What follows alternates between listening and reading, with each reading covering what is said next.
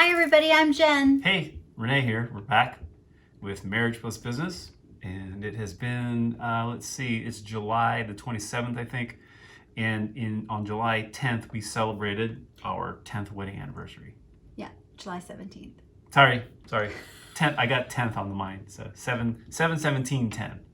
So there you go. We celebrated 10 years of owning the West Coast Swing Dance Company, 10 years of being married, and we've been in business for Rockstar Marketing for 10 years. It'll be 11 years coming up in October. That's but right. yeah, 10 is a good number right now. I think so. Yeah, So 10 is one of those, to the power of 10. It's a decade. It's a lot of time, and it's a nice little milestone. And so I was kind of curious about what is it that we have learned about each other and business within 10 years. So, do you want to start? Well, I've never run a business before. I think Jen has in some way, shape, or form prior to us being together. But you've been running the West Coast Swing Dance Company with me for 10 years. No. So prior to that. Oh. So prior to that, I've never run a business. So granted, 10 years is enough to learn. So going into it, I didn't want to go into a dance business initially. So we started off by helping another gentleman who started a dance locally here in the area on the Monterey Peninsula. And then subsequently, after he decided to step away from it, he sold us to business. And so we took it over and kind of moved into a position where we were hiring and working with instructors. This is for our West Coast Swing Dance Company business. And then eventually had to, that location, that place where we first started, we had to close that location down and had to restart the business, find a new location, start to where we were now being the main instructors, not really hiring on a regular basis outside teachers to come in and teach. So that caused us to grow and to assume different roles in terms of within the company instead of running it, or I should say in addition to running it, also teaching classes on a weekly or monthly basis. So I think I learned in that instance with the dance business that it's possible to go into something totally blind and just learn on the fly, because that's really how it was for me with regards to the dance business. And I learned that despite like my initial being hesitant of jumping into it, I actually ended up kind of liking it. I actually liked it quite a bit, to where being able to go and dance and teach and see all the people out there, our friends and even visitors who would come out to support us from outside of our local area here on the peninsula, Monterey Peninsula. It was quite fun. The business never really has ever been set up for us to live off of per se, but it's always been that job that endeavor, that business that at least pays for itself and allows us to put resources back into it to grow it a little bit more, and to also take the business and have it also represent even our local dance environment here, our region, when we go out to other places. So, and in that case, we've been able to, this is all pre-COVID, by the way, we're able to go to different dance conventions and operate to a certain degree as ambassadors for our area, especially when we're out at our own local event, which is, when I say event, I'm talking about a dance convention. We're able to show up and be the teachers that teach like the beginning introductory class. Monterey Swing Fest happens every January. We're not sure if it's going to happen in January of 2021, but the last one was Monterey Swing Fest 2020, and it was great. And we're always the local teachers that teach a free beginning boot camp, which is a lot of fun. So I think it's been great being able to see that growth and that evolution since year one of, within our 10-year marriage, how we're able to learn, pivot, adapt, and keep on providing. Even right now, since this is the COVID era, COVID-19, we are not dancing, but we're doing a weekly get together online. I think it's a go-to meeting that Jen set up here, to where we can just kind of check in with people who dance with us even people from out of the area that may not have been coming to our dances down here in the peninsula from the Bay Area, who are just, they're really good friends. So they check in, we chat for like an hour and a half, 2 hours, 2.5 hours sometimes. So it's been really, I think, awesome to see kind of like the way the business works in terms of seeing like the cycles and seeing the patterns, if you will, within the business, because everything I think has a cycle to it. Oh yeah, we've certainly seen some ups and downs in the 10 years that we've run the West Coast Swing Dance Company. Well, like for instance, when you talk about like a cycle, like we know that during the holidays, typically we would close down November, December because most people are traveling and they're not. They don't want to come to dance great class. Numbers in our class, and so we decide to kind of save the money and put it toward January, which tends to be like a huge uptick in these types of activities, right? New Year's resolutions. Yeah, between New Year's resolutions and also too getting ready for Monterey Swing Fest, and they've been hungry for dance since they've been without it since Thanksgiving. Yeah, January is a big month for us to kick off. And then similarly, the summer months also tend to wane a bit because people are traveling. So the winter and the fall are the primary peak times for the dance business, and the spring and the summer tend to be a little slower just because they're off traveling, doing their thing. But yeah, I mean, it's kind of fun reflecting on the 10 years of owning the West Coast Swing Dance Company, because the amount of change that I've seen in myself, but especially in Rene, like he mentioned, he was reluctant to do it.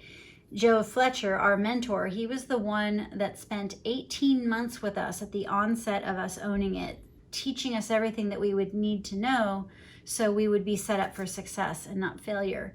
And we're very grateful for those 18 months of him mentoring us, because once we were on our own, it was like, oh, okay. And also, too, the reason why we were hiring champion or all-star level dancers is because we were newbies to the dance, and it just didn't make sense for us who were relatively new to offer a high caliber training program when we weren't the ones that were proficient in the dance yet. But then fast forward several years later, and we definitely have gotten better. More confidence too. We're not all stars, but we definitely have gotten better, and we excel in teaching beginners, which is what we've got here on the Monterey Peninsula. Yeah, but it's kind of fun. I remembered when we couldn't afford necessarily to maintain having these pros come from out of town, and I was like, Rene, you and I have to teach the beginning class, and he was like, He was super shy about it. Shy and just missing or anticipating missing out on like getting instruction myself, because that was one way we were able to grow. I mean, we could always like participate in one sense, but when you become the teacher, it's like, okay, so I don't have this pro coming that I could learn from. There was part of that kind of like, oh no, what's going to happen to my own dance, But again, like learning how the business flows and what the advantages are of having a business. Like we can go to dance conventions and write those off as a business expense, because we teach, we also compete. Well, we don't teach at a lot of events except for our own Monterey, and we are invited to teach. So there's no compensation when that's, as far as like cash, but they let us attend the event. But there's there were a lot of benefits to doing that. Yeah. Being able to take that next step of becoming a teacher, and then somehow, and then the biggest thing, and before I miss out on it, is getting to go there to Maui and teach and participate on a kind of a, not on the huge convention level, but like something similar to what we would do with our own classes here, about the same size, maybe not as big, but the caliber and just the fact that we were invited to teach. Oh yeah, just the fact that we're invited to teach in Maui, and we've taught on the Big Island, we've taught on Oahu, so we love Hawaii. Thank you, Ohana, Dance Ohana, for inviting us. Also too, when we would fly to Florida to visit my family, we also ended up connecting with the Jacksonville Westies over there. So we've been very fortunate that we have hit all coasts, East Coast, West Coast, I Hawaii think it's just coast. been great that this business has opened up so Yeah. many opportunities and so many learning opportunities Oh, as well. So many our learning part. opportunities. Yeah. Because when you're out there, you really do. It's almost like, and I'll use Maui as an example, being invited. It's one thing to be like teaching in your own backyard, but like when you get asked to teach somewhere else, at least for me, it seems like it's such a huge deal because it's so different. I'm comfortable now because they know us, and there's always that little time, or there's that initial, like when they get to meet you, like when we're teaching different people, in Maui or Oahu, or the small island or the big island. There's this like, oh my God, what will they think of us? What will the reviews be? But in the end, like, you can't really worry about that because you then get into a mode where I need to figure out and learn what I'm going to teach. It helps to know what level the class or the people, the dancers that you're going to go teach, where they're at, so you can adjust to what you teach. Serve them in the best possible way. Yeah, exactly. Yeah, so it's been I think it's just been awesome in 10 years. It's been a downer the last 5 months because of COVID, because social dancing, as you know, for West Coast Swing, is like that's the crux of it all. We That's love like, social dancing. there's only so much you can do By yourself. online and by yourself. Yeah. But anything that we're doing and learning, whether it's learning drills, whether it's learning a line dance, whether it's learning a technique, whether it's just repetition of doing this or that, it's all got to be geared toward moving in a direction where you want to practice these moves. And that doesn't work nearly as well as when you are in a true social situation that these dances provide, because then you get out in the real world and you start practicing, but then you start having fun, and then that's kind of like the cycle. It's like you learn, you study, but if you can actually go out and do it and have fun, which is what I've learned, it just makes a world of difference. You're not even thinking about, at least for me, I'm not even thinking about like competition or things that would stress me out. Because when I dance, the last thing I am is stressed. And I think that's what we're feeling. We don't have right now an opportunity to go out and de-stress because you can't dance. And that's what I'm learning is this business is a business, but it's also a lifestyle. And that's the biggest, I think, and the biggest plus. Like, at a certain point, we can learn other dances, but here's the thing. I'm not really interested in learning other dances right now, like West Coast Swing. And I've been saying that for like 8 years. So maybe that's bad. But I'm being honest, I'm like, West Coast Swing just has everything I need to just go out and have fun and enjoy it. So I think 10 years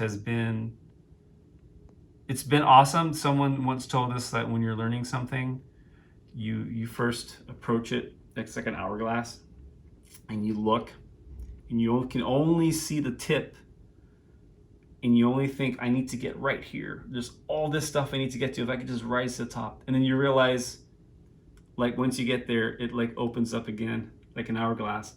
And then there's so much more there to learn. And I think business is like that. In 10 years, who knows? You think you've known it all, or you've learned it all, and then you realize, oh, I'm on a different level. Yeah. Or even like a video game. You reach the next level, and then you suck.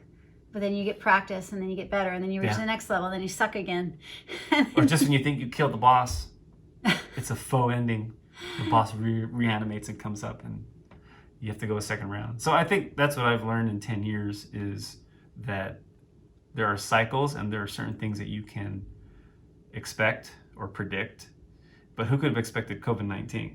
So that's another layer, like, you take for advantage that, I'll always have dance in the social setting, at dances, at the bar, yeah, at a we restaurant. never expected that to go away. Yeah, so right now we're in this state where we don't know what's going to happen. We don't know if it'll ever happen to where we can do social dancing and run our dance business like we did before. So in the meantime, we're focusing on other aspects of what we do, which thankfully is work. And we've both been working from home the last year, easily year and a half, Jen, she's been working from home. She's had her business, like she said, it's her 10th anniversary for her business, and just fortunate to be in this position. So, in 10 more years, we'll see where we're at. But for right now, there's nothing like the present. Right. To the keep present you is a present. present. Nothing like the present to keep you present. I don't know. I don't know. That one bombed.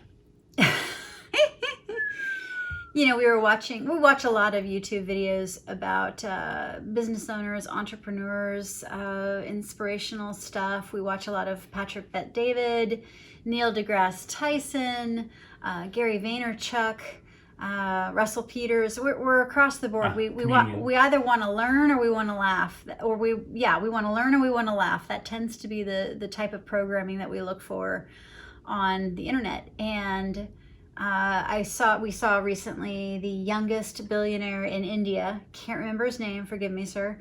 But he was saying that a lot of people seem to be an overnight success, but truly everybody who's a success, it usually took them between 5 to 20 years to build that level of success. And so it's true. It's one thing to approach your business and like, I got this. I've been doing this for 10 years. I'm the bomb.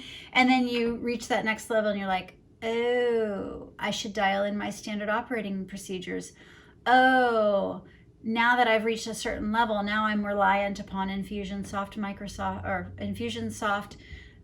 email drip marketing campaigns where I wasn't before.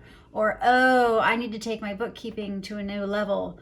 Or, there's different levels that you start playing at after a certain amount of time and after a certain amount of growth. And another 10 years from now, it'll be interesting to see, oh, I need to scale on this level, or I need to do this. Things that I didn't know until I got there, right? So it is a really interesting milestone. And it's exciting to see where we've been and where we're at now and where we're going, which the future is pretty bright.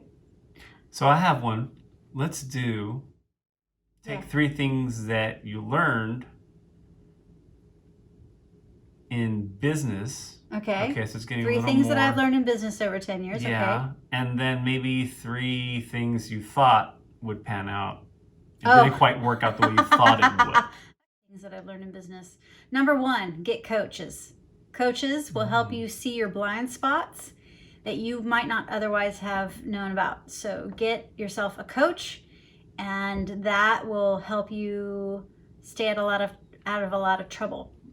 Number 2, nurture and love on your team. When you create a wonderful team environment, a place that they are delighted to come to work to, when they want to succeed because they know that they're getting cheered on and that the team is a good cohesive unit that supports each other and lifts each other up, that is a really important thing for a successful business. And number 3, working from home is awesome. I absolutely love it. I've always loved it, but especially in the time of COVID, man, I am so glad that I have kept the entire time of 10 years, going on 11, the work from home model with our entire team. So yay us. Okay. Then 3 things that I thought I knew, but I didn't know now that I have perspective. Correct. Or things that I might have missed, or things that I was hopeful for and it didn't happen.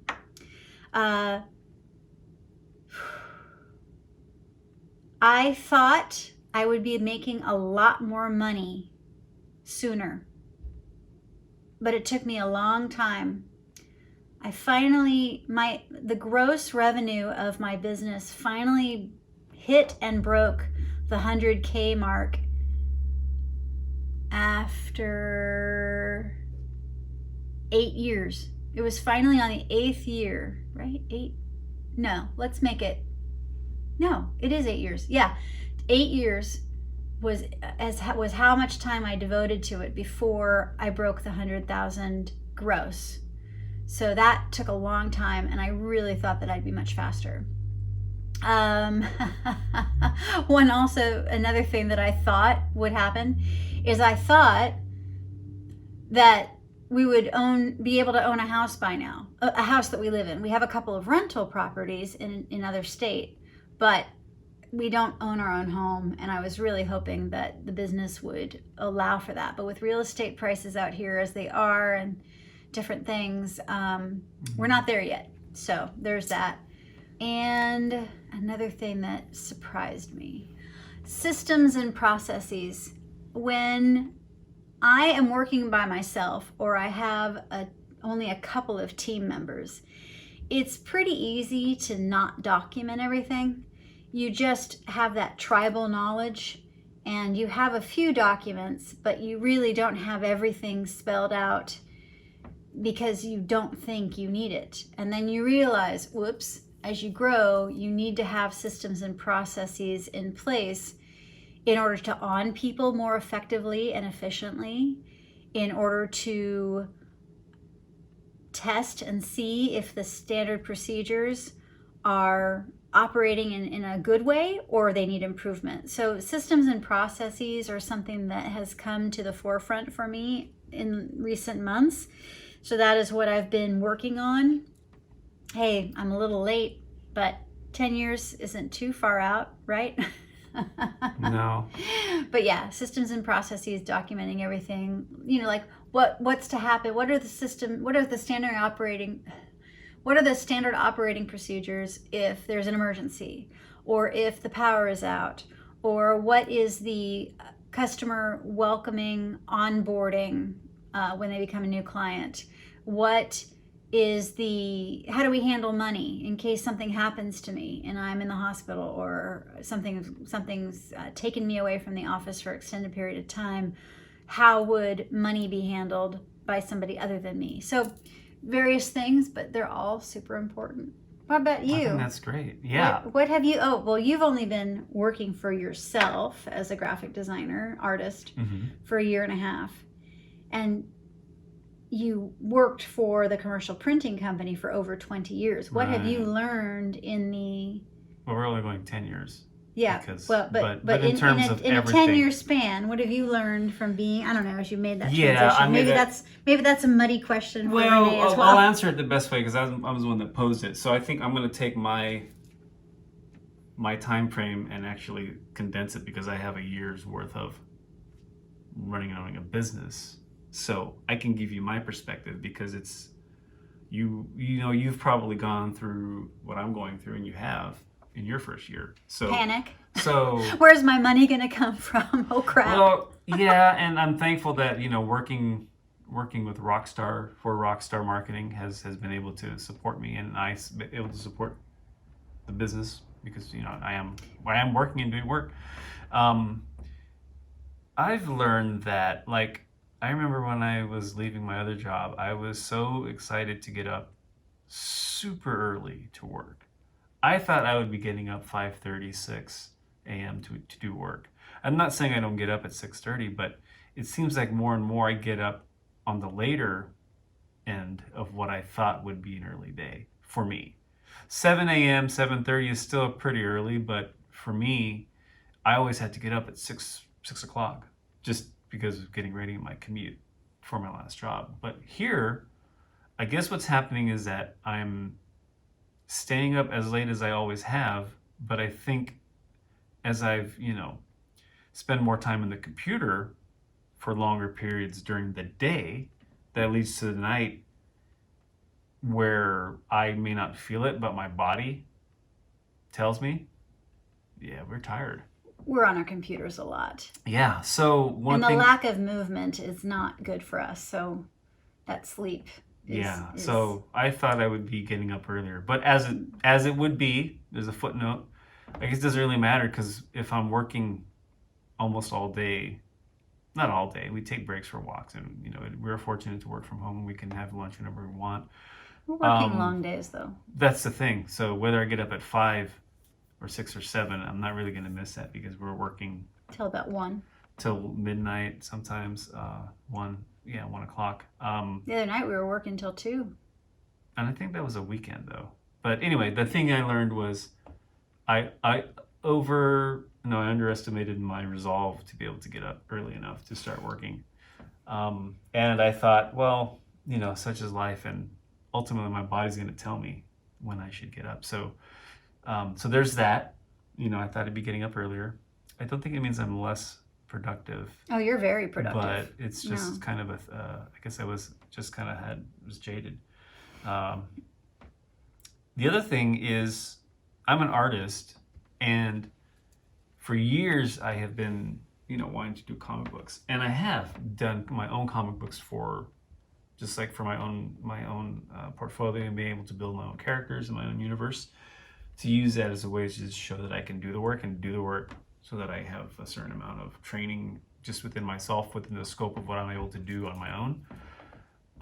Like in the past year though, I haven't been drawing comic books, and I started out initially doing this Realm Ethereal series. So if you look me up online, you'll find maybe some remnants of that remaining, but I don't really draw comic book art in the sense that it's like I'm telling a story. Like I haven't been on that trip for such a long time. It seems like only because I've been doing a lot more painting and more illustrative work, and that kind of surprised me as well. I thought I would be doing more comic books, and I might in the future, but I'm just enjoying painting so much more and being able to create an instance of a piece of art that can potentially be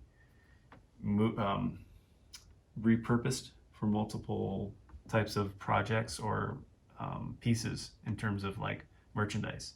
And right now I'm really fascinated with that. So I always thought when I was working from home that in the context of working as a self-employed, that I would really get into it. But I think what I found was that because I had that more time in theory to do it, I just realized I had been doing it for a while, and to do it really well, it would still take like a good chunk of time to really plot it out. And I just found myself being more and more honest about, do I want to do comic books right now in this state? Because they do take so much time. And the last thing I want to do is work so hurriedly or fast that I would produce something that's not as good, because I can appreciate the notion that you should just put content out there. But I once heard someone online say, like, there's so much mediocre work out there that it really is easy to put work out just for the sake of putting it out. And once it's out there, it may not be seen because it's not good, which is maybe a good thing. But if it is seen and it's not really that great of a thing, do you really want that out there? So this has always been one thing I've kind of learned along the way, is that, yeah, I want to put out so much content, but then I wonder if what I put out is the equivalent of, I just had a banana for lunch. I'm having a sandwich for lunch. Here's a bottle of water for lunch. Selfie, selfie, selfie. So it's like, it's just like, it's like a ton of like nothing. So, or stuff that's not like worth it. So that's where I'm at. And I think when I'm painting, I can really focus a lot in 1 month on a certain piece and really get it to where I want it to be. And at least I feel that because I've spent that much time on a piece, I can put it out and feel proud of it. Because I know I would be like rushing to just put something out, a comic book. And a comic book is so, I think I underestimated them because I've been such a fan and a reader for a long time. But anytime you sit down and actually do something, and the thing is, like, my writing is not my strength when it comes to doing that. And the truth is, I do need to like probably team up with a writer, or at least someone, to be able to get that portion of what is this art form called comic book storytelling, for it to be halfway decent. There are plenty of writers out there. I should say there's a handful of writers out there. But in this day and age, I just feel like I'd rather put my energy somewhere else. So that was a surprise to me. I thought I'd be doing more comic book work, but I just it seems like I've really turned more full-blown illustrator in terms of telling stories with paintings as opposed to doing comic books. So that was eye-opening. But I will never put comic books totally out of the picture. There's just a little piece hanging out right here, so if I want, I can pull it. So there you go. 1, not getting up early. 2, not doing comic books as much as I thought I would. And then let's see, a third one that I learned. I guess I've learned that well, working from home is great, as Jen says, but there are definitely parts of it that and I'm a homebody, so don't get me wrong. I'm the first one who will want to stay home and do something. And I'm not sure it's because we're missing the dance aspect of being able to go out. That probably has a big part of it. That probably has a big part of it, but That was there a is big chunk of our lives. Yeah, Big chunk of our lives. and that maybe is not a fair assessment of the situation. That's more of like a, that's like an asterisk. Here's where you're feeling this way, but it just seems like wanting to get out to do something is just as important than always focusing on doing work. So you're saying you're feeling like you need more balance. Yeah, like I feel like it's okay to feel that just because I'm an artist, and this is maybe more the art side, and which is part of my business, right, which I'm trying to grow. Like I don't have to be making art like 8 hours a day. In fact, it might be healthy for me to even take 2 or 3 days off and totally like not do any art at all. Like being an artist is not defined by I do art. Like You're not confusing art, your fun, with the work projects that involve your graphic design and artistic talents. Right. So he's not saying I feel like quitting for 3 or 4 days. Sorry, clients. That's not what he's saying. No, this is I prefaced it by saying with my art in terms of being an artist. But they don't know that you keep your art and your work that you do for Rockstar Marketing separate. That's all art to most people. Well, yeah. Well, I talked about my art business in terms of like creating the drawings and the paintings, because the business side, on the business side, I do graphic design. I do Facebook video ads. I do video editing. Right. And whatever related type of projects are involved, and that to me is part of the business of being in business. It keeps you fed. Right. The art business doesn't quite keep him fed yet. It feeds the soul. Right. It doesn't do that, and that's the thing in feeding the soul. Like, I don't always have to feed that soul. Right. Which is different than doing the commercial work, which everything I've come across so far this year, I wouldn't say I've correctly anticipated it, but I knew that some days would be longer than others, which is why we work late, and that's cool because it's work. But when it comes to building my art, there are definitely days where I am like focused on it so intently that I feel bad getting away from it. And then what I'm learning is like, it's okay to get away from it. It's okay to not like focus on a painting, my own personal work, which is so different now because I say personal, but it's now business related. So there's 2 businesses, like Jen says. There's the Rockstar Marketing work. Sorry for the confusion. If you're a client, make no mistake about it. I mean, there's definitely a difference. The difference I would say is like when I used to work at my other place, Stuff that you're doing for free, stuff that you're doing for pay. Stuff that I do from 8 to 5 is always 8 to 5. Oh. The notion that I need to work another 8 hours after 5, which is physically impossible, that I was surprised that that's what I'm not so sold on, is what I'm saying. Okay. So if that makes sense. So maybe that's why I'm getting up later. I mean, my body's finally telling me, you need to rest. You need to like not make art right now. And that's the biggest thing out of 1, 2, 3. The biggest thing is just because I'm an artist doesn't mean I have to always be making art. Correct. Right.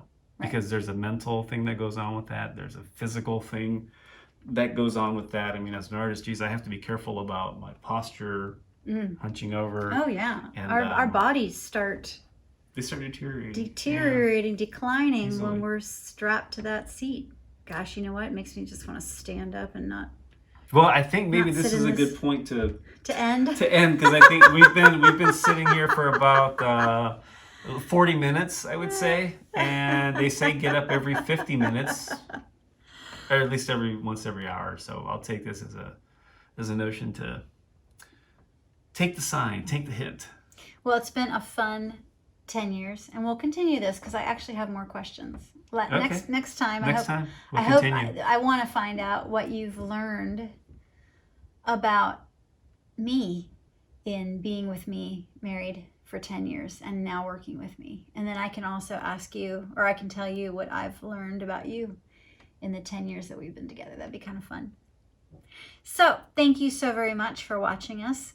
It's super fun to get a hold of you and see you and visit with you and share with you what our life is like here, working together, married and doing business together. It's super fun.